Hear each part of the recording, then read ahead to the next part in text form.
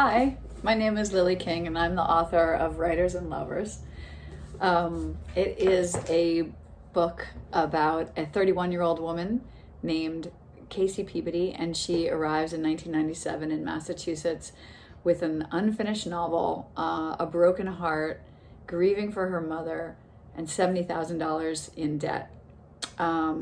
She lives in a really disgusting, moldy room and has a job as a waitress. And very soon into the book, two men enter her life and kind of make it all the more messy for her.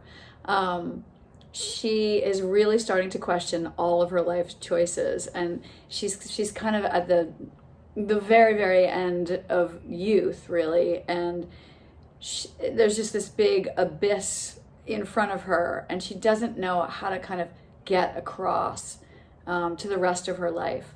And things are moving faster and faster, and she's really struggling to hold on to this dream of being a writer, but she wonders if she's hung on too long.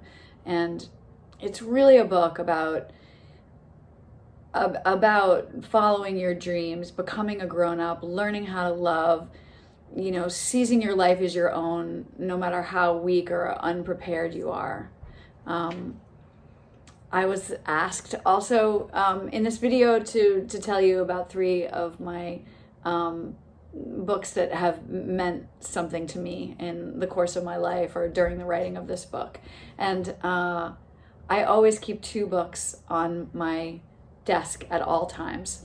One of them I discovered kind of late in my life in graduate school, To the Lighthouse. You can see how incredibly well loved it is.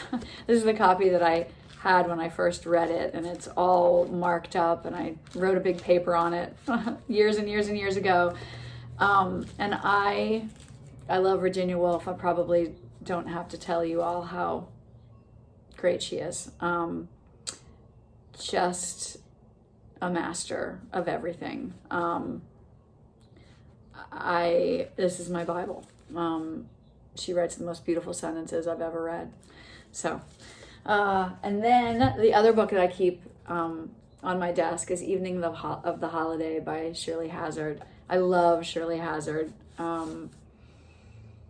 She was born in Australia, was educated in England, and then ended up marrying an American writer and moving to New York. I never met her. She died a few years ago. I always wanted to. We had a little postcard exchange once. I'm just a huge, huge fan. And this is a very, very small, beautiful book about a young woman who travels to Italy to see her aunt. She's English, and she travels to Italy to see her aunt for a few weeks, but she ends up staying longer because she has an affair there. And again, she is just a writer who can write the most beautiful sentences. And I pick up either of these books whenever I'm a little stuck and I think, why do I do this? And then I read a sentence or two by either of these women and I remember why I do it. The same goes for, it's so funny, I don't have the copy because I loan this book out all the time, but My Name is Lucy Barton by Elizabeth Strout.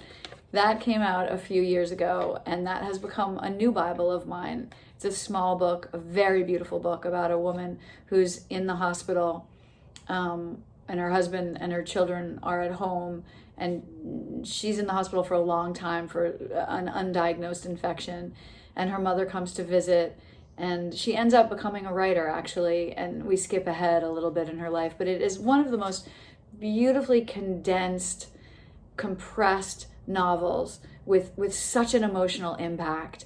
I have read that book 3 or 4 times. I just think it's brilliant. So there's so many more writers that I could talk about. I love Ali Smith so very much. In Autumn I worship, and now I'm reading Spring actually right now. I love Tessa Hadley so much, particularly her collection Sunstroke, but really everything she writes.